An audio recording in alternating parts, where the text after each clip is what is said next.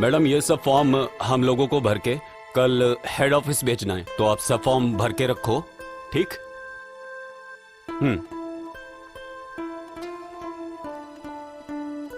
नमस्ते।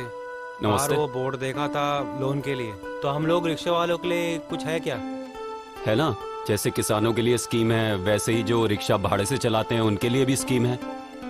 आप बाहर फॉर्म भरो, आपका फॉर्म भर के दे दो, हम फॉर्म आगे भेज देंगे, आपका काम हो जाएगा। नमस्ते।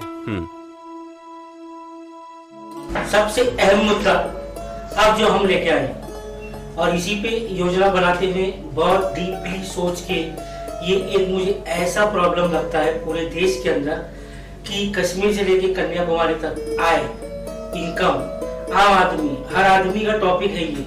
हर आदमी इसको जरूर सुनना चाहेगा कि क्या आय कैसे बढ़ेगी आय। तो सबसे बड़ी दोस्तों प्यारों यहाँ पे इस देश के अंदर समस्या सबसे बड़ी आय की इनकम है।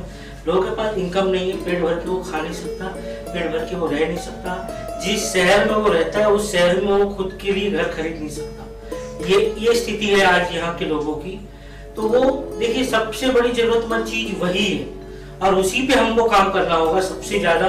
चाहे कितनी भी सरकार आए तो उस सरकारों को इसी मुद्दे पे अहम काम करना होगा।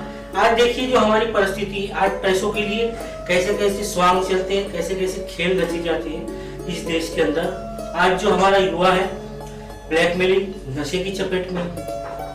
पत्रकार सबसे बड़ा समुदाय हमारा, जिसे हम आशीष मानते हैं कि वो जो हकीकत है वो लोगों तक जागरूक करके पहुंचाता है, लेकिन वही आज ब्लैकमेलिंग की चपेट में है। आज के जो युवा बच्चे सबसे ज्यादा वो पसंद करते हैं किसी एनजीओ में जाना या किसी पत्रकारिता में जाना, जाके वो सीखने की जिज्ञासा लेके जाते हैं। लेकिन जब वहां उन्हें पता चलता है कि इजी मनी यहाँ पे कमाने के रास्ते हैं लोगों को ब्लैकमेल करके, उसके बाद वो उसी चपेट में आ जाता है।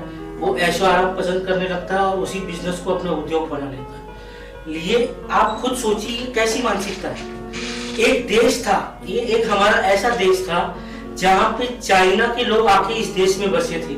वो इसलिए बसे थे क्योंकि इतनी सारी समुदाय, इतनी सारी जातियां यहाँ पे होने के बावजूद यहाँ पे लोग प्यार से बिना झगड़े के रहते थे। इसीलिए आप देख सकते हैं कि इंडिया में और इस मुंबई जैसी नगरी में भी आप देखेंगे तो आपको पता चलेगा कि चाइनाओं के पुराने चाइनीज बुद्ध मंदिर बने हुए, वो वही मानसिकता से बने थे। लेकिन आज एक ऐसी मानसिकता है हमारे अंदर कि आज एक इंडियन को खत्म करने पे लगा हुआ है, इंडियन के पांव खींचने पे लगा हुआ है। ये मानसिकता कहाँ ले जाएगी एक दिन, ये आप लोगों को सोचना है। आप लोगों का बच्चों का भविष्य कैसे होगा।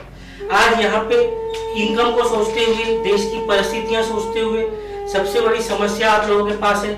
आज जो लोग जिनकी कैपेसिटी अच्छी है, जिनके माँ बाप अच्छे पैसा कमाते हैं, उनके बच्चे को अच्छी एजुकेशन दिला के आज वो विदेश भेजना चाहते हैं, विदेश में जाके पढ़ा के वहीं पे सेटल करना चाहते हैं। वो चाहते हैं दोबारा इस देश में बच्चा आए नहीं, क्योंकि यहाँ पे कोई भविष्य नहीं। आज हमारे लड़के पढ़ने के लिए लंदन, अमेरिका, यूके जाते हैं। कुछ आज से 15 साल पहले मैंने देखा था कि यूएई जो अरब कंट्रीज है, यहाँ की पढ़ाई अच्छी नहीं हुआ करती थी। इन अरबियों के बच्चे पढ़ने के लिए हिंदुस्तान आते थे और बोलते थे यहाँ पे बॉम्बे का एजुकेशन बहुत अच्छा है, वो एजुकेशन उनको वहां नहीं मिलती।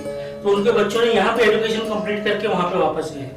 लेकिन आज हमारे बच्चे वहां जा रहे हैं। क्यों हम नहीं सुन सकते कि इंग्लैंड से कोई बच्चा इंडिया पढ़ने आ रहा है? क्यों हम नहीं सुनते कि अमेरिका से कोई बच्चा इंडिया पढ़ने आ रहा है? किस चीज में कमी है? हमारे पास इतनी लोक संख्या होकर भी हम सक्षमता नहीं दे सकते। क्यों? कि लोगों की आबादी ही एक समस्या लेके हम बैठे, लेकिन उसको जो सिस्टम देना है, उसको जो चैनलाइज करना है, वो हम नहीं दे पा रहे। तो इस तरीके से हमारे देश में ऐसे बहुत उद्योग है जो उद्योग पे सरकार की नजर नहीं है। उसके लिए हमने एक योजना बनाई है। हम लोगों को जगह भी देंगे व्यापार करने के लिए, उसको फैक्ट्री खोलने के लिए बैंक से लोन भी हम मुहैया कराएंगे और उसकी जो प्लानिंग है वो पूरी प्लानिंग को सक्षम करके उसको पूरी तरीके से इनकम के लायक बनाएंगे। और जब वो इनकम पे मैन्युफैक्चरिंग प्लांट्स, अलग अलग चीजों में जब हम स्वदेशी चीजें बनाने लगेंगे तो अपने आप हमारा भी मार्केट बढ़ेगा, हमारी लोक संख्या का भी काम मिलेगा और इस तरीके से छोटे छोटे रोज आय की इनकम लोगों की बढ़ती जाएगी। और जिस दिन आय मिल जाएगी ना, उस दिन मैं कहता हूँ कि किसी को कोई योजना, किसी को किसी आरक्षण की जरूरत इस देश में नहीं पड़ेगी। बिना आरक्षण के भी आज हम आरक्षण के लिए लड़ रहे हैं, आज हम कर्ज माफी के लिए लड़ रहे हैं, लेकिन जिस दिन जेब भरी होगी उस दिन हमें किसी की जरूरत नहीं है। हमें पता है कि हमारे जेब में पैसा है और हमें अगर कोई बीमारी है तो हमें किसी डॉक्टर के पास जाकर उसका इलाज कराना। जय हिंद, जय भारत।